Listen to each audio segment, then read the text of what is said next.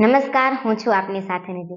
આવતીકાલે હોળી અને ધૂળેટીનો પર્વ છે, તેને લઈ લોકોમાં આનંદ અને ઉત્સાહ જોવા મળી રહ્યો છે।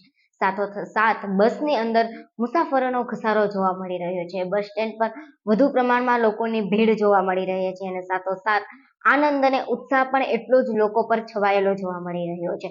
ત્યારે એસટી વિભાગ દ્વારા વધુ બસો દોડાવવાનો નિયમ જાહેર કરવામાં આવ્યો છે, તો જોઈએ આગળ તેમના દ્રશ્યો।